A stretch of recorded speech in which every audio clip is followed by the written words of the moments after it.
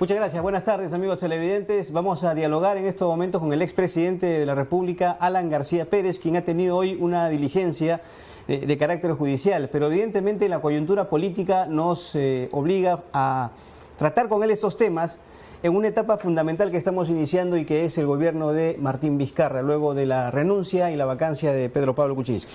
Señor García, ¿cómo está? Muchas gracias por la entrevista. Muy ¿Cómo amable. está, don Carlos? Y qué gusto verlo nuevamente. Gracias, igualmente. En primer lugar, quería preguntarle, tomando en cuenta esta coyuntura, ¿cree usted que el gobierno que inicia Martín Vizcarra va a ser mejor que el de Pedro Pablo Kuczynski? Sí, definitivamente sí. El presidente Kuczynski cometió varios errores. Rodearse de personas que lo excluyeron de sectores importantes. En las conversaciones que tuve con él, siempre le insistí, tienes que ser consciente de que el Perú está dividido en dos ahora. Poder ejecutivo que tú expresas y de otro lado el poder legislativo donde Keiko Fujimori tiene fuerza avasalladora. Hay que cruzar la sequía y ir a hablar y constituir un gobierno de unidad nacional. Eso para mí era esencial y creo que ese error fue el que comenzó a precipitar su aislamiento, además de los graves problemas penales de los que ustedes ya informaron. Pero yo sí creo que el presidente Vizcarra, consciente de por qué han ocurrido estas cosas, hará una convocatoria general, escuchará lo más posible a la mayor cantidad de sectores políticos e institucionales. Y déjeme decirle con toda firmeza que nuestra patria, así como tenemos fe en que ganamos esta noche y que vamos a tener éxito en el Mundial, debe tener fe en que nuestro país tiene las bases, lo que llaman los economistas de fundamentals, tiene lo esencial para volver a crecer, generar empleo y volver a tener más estabilidad.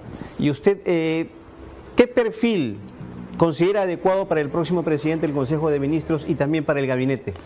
Yo creo que el presidente del Consejo de Ministros debe ser un político experimentado. Si me permitieran, yo no doy consejos, mucho menos al presidente de la República a través de la televisión, pero sí se necesita algo fundamental. A nuestra patria hace tiempo no se le habla. Se han olvidado que el discurso, la comunicación oral, política es esencial, porque llega al alma, tranquiliza, vuelve serena a la población. Y necesitamos que el señor Vizcarra, con la credibilidad que tiene por ser nuevo, más un presidente experimentado, le hable mucho y permanentemente al país para que recupere credibilidad y fe. Y eso causa un efecto extraordinario. Y estas primeras acciones que está desarrollando Martín Vizcarra, por ejemplo, visitar colegios, hospitales, irse a Piura por el tema de la reconstrucción, me parecen bien porque son simbólicas, ¿no? Ciertamente visitar un colegio no es solucionar el tema de la educación, que es algo mucho más profundo, pero ese es un colegio que podría ser uno de los 43.000 colegios que tiene el país. Entonces, hacerlo a través de uno es mostrar un interés. Y ir hacia Piura, y le agradezco mucho que haya ido a Curamori, que es mi pueblo querido de Piura, Curamori, ¿ah? Donde está la compañera Rita Bayona, que vive todavía de más de 80 años, pues, y verificar cómo ese pueblo todavía no ha tenido una reconstrucción adecuada, me parece muy bien. Parece que muestra sensibilidad. ¿Usted estaría de acuerdo con que un miembro del Partido Aprista integre el próximo gabinete? Depende en qué condiciones. ¿Cuáles serían esas? ¿Cuáles son los objetivos del gobierno? ¿Qué va a priorizar?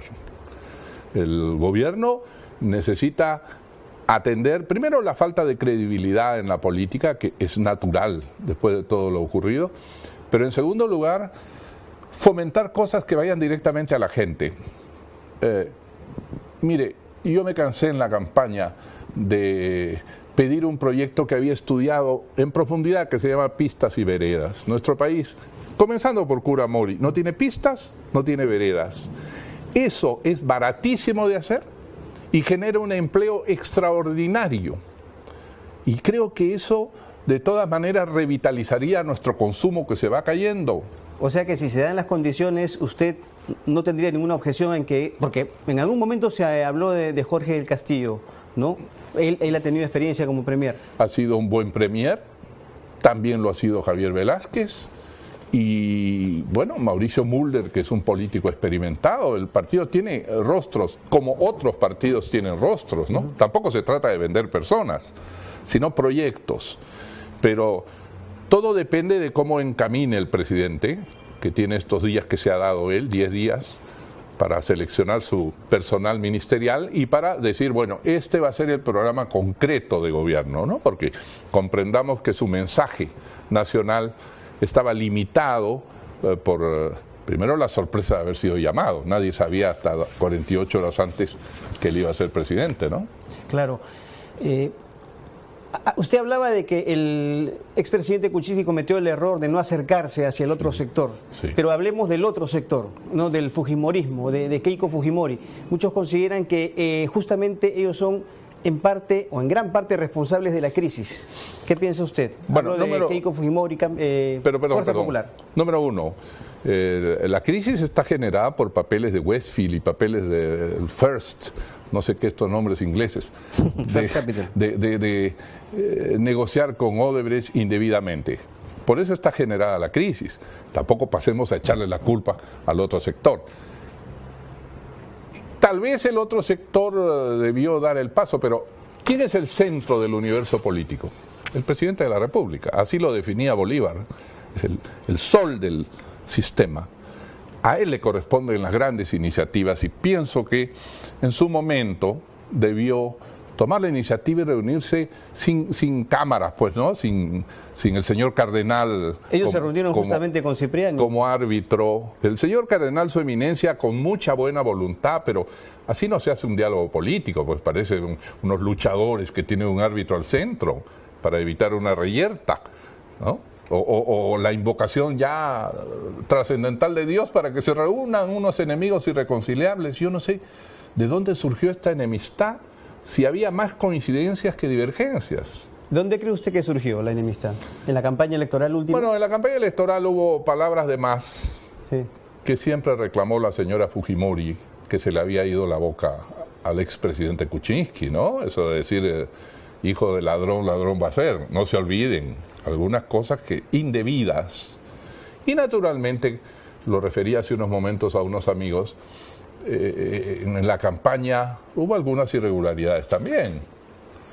Usted sabe que el voto policial, y son 130.000 policías, esencialmente tiende hacia gobiernos de mayor imagen de autoridad, de fortaleza. Es decir, en dos palabras, el voto policial era básicamente fujimorista en la segunda vuelta. La medición de encuestas así lo determinaba. Es decir, y en la policía cercana yo veía que de 8 de cada 10. ¿De qué habla usted, perdón? ¿De un posible fraude en las elecciones? Fraude no voy a usar ese término, pero lo que mal comienza, mal acaba. La noche anterior a las elecciones de pronto se ordenó a los policías no votar. ¿Le dieron una ayudita al señor Kuczynski? Podría ser, pero en todo caso, con voluntad o no del que decidió eso, sí terminó de alguna manera favorecido. Me imagino que los fujimoristas deben haber tenido esto en mente también, con todo derecho, ¿no?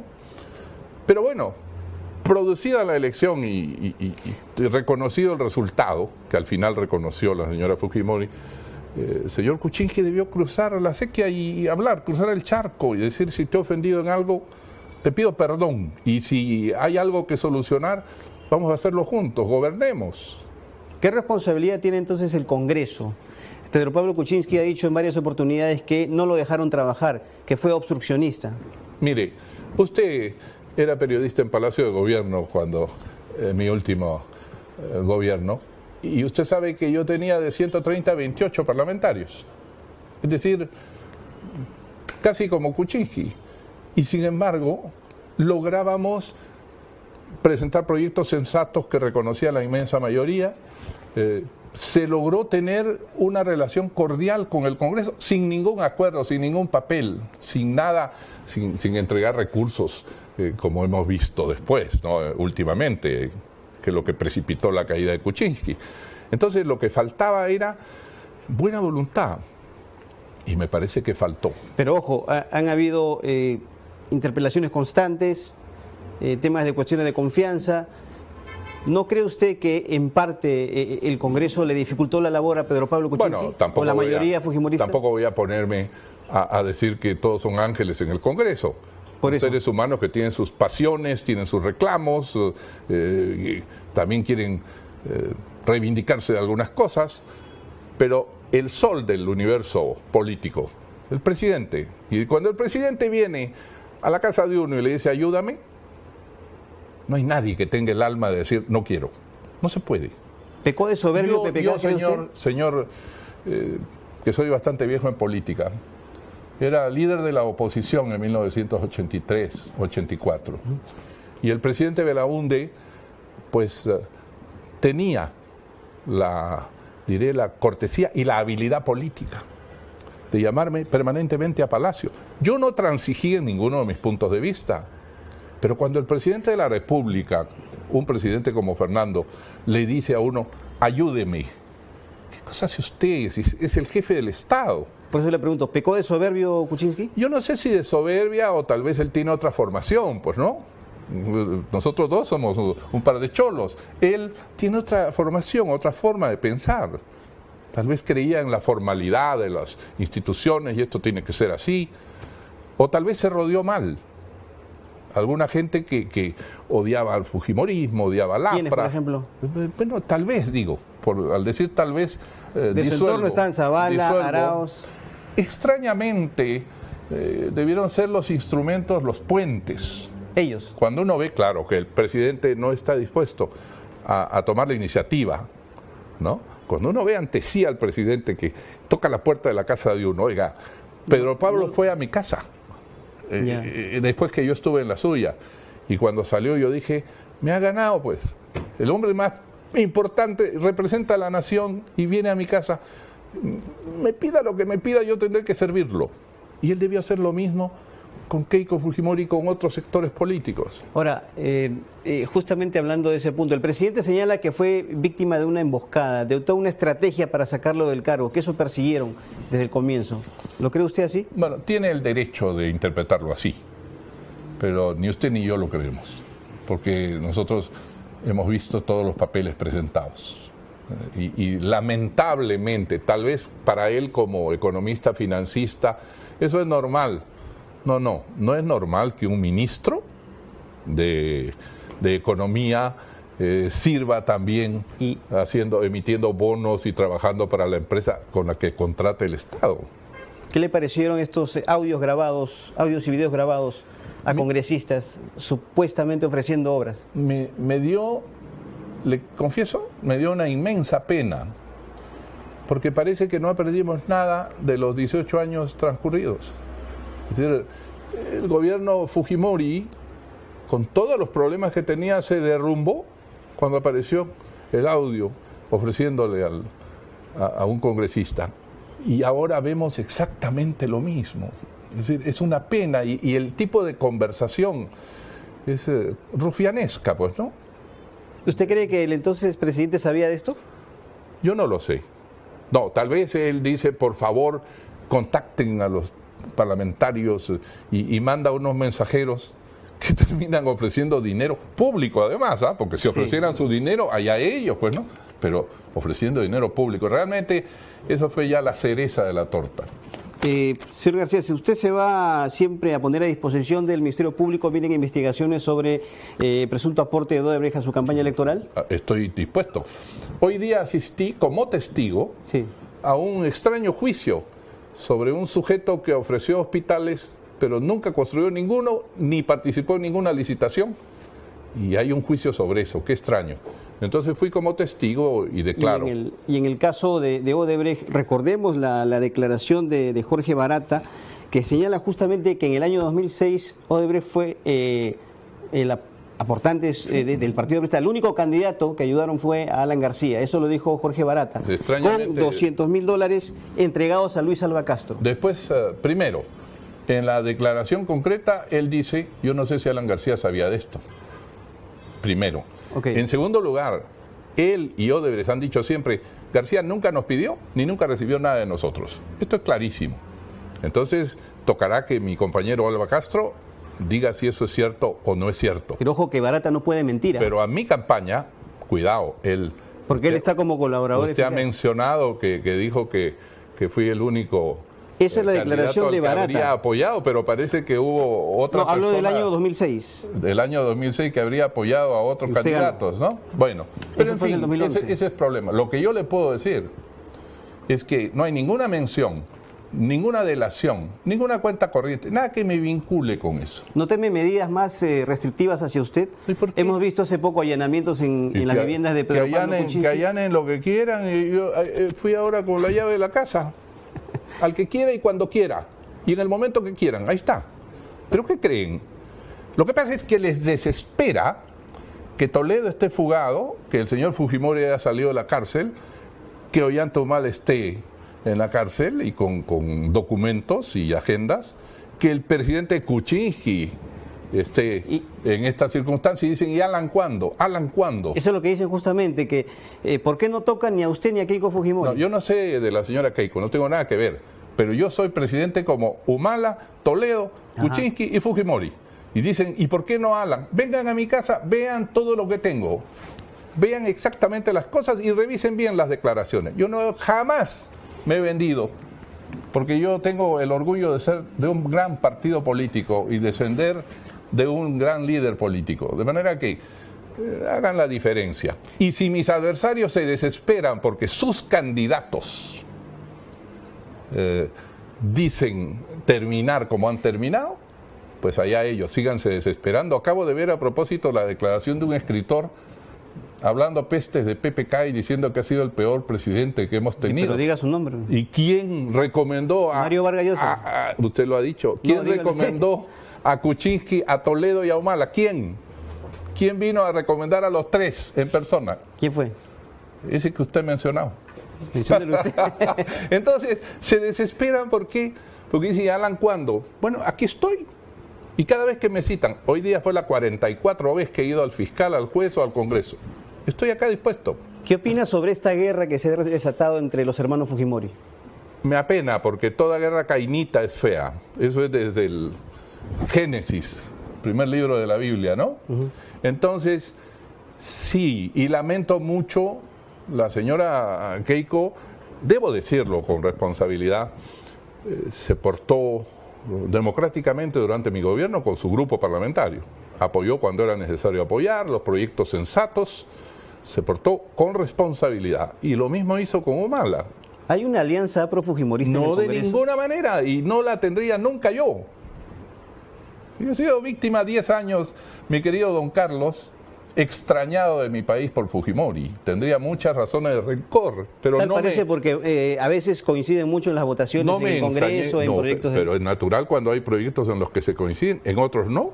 Y usted puede revisar cuando a Mauricio le da la cosa y denuncia que no va a votar en favor de esto, de aquello. Son coincidencias. En nuestro gobierno actuaron con responsabilidad y esa línea del fujimorismo parecía muy comprometida con la democracia, ¿no? Sí. Ahora, hay un sector que ha demostrado que no ha aprendido nada de estos 18 años, ¿no? Una última pregunta. Si la Corte Interamericana de Derechos Humanos le ordena al Perú revertir el indulto a Alberto Fujimori, ¿el presidente Vizcarra debe acatarlo? Esa es una pregunta muy grave. ¿Por qué? Porque ya adquirió un derecho el señor Fujimori. Creo que ese indulto debió darse con normalidad y el país, hubieran protestado algunos, seguramente ese iban a haber protestas igual, ¿no? Hubieran protestado, pero lo que fue malo fue hacerlo canjeando la noche. Sí. La primera ministra decía, nosotros no negociamos los indultos, y estaban negociando, sácame 10 parlamentarios y te saco mañana de la cárcel. Eso fue lo malo. Ahora, ya adquirió un derecho. Como abogado, no debería acatarlo.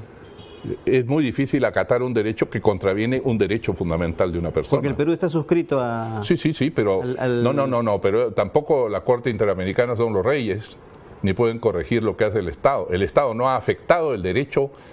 ¿Para qué existe la Corte Interamericana de Derechos Humanos? Hablemos como abogados. Cuando una persona, un particular, sufre la violación de sus derechos por el Estado, entonces se va a la Corte Interamericana y le hacen justicia. Pero en este caso, ¿cuál es el ciudadano que ha sufrido la violación de sus derechos humanos? ¿Usted se mantiene en su posición de no ser más candidato? Sí, yo ya he dicho clara, terminante y tajantemente, siempre seré aprista, siempre trabajaré para que el partido se mantenga como opción ideológica y como grupo de trabajo, pero ya el momento pasó. Yo he sido presidente 2 veces de mi patria, honor más que suficiente, ya entendí el mensaje de los peruanos, pero como viejo de la tribu puedo dar consejos, puedo dar sugerencias y nada más. Una última pregunta, señor García.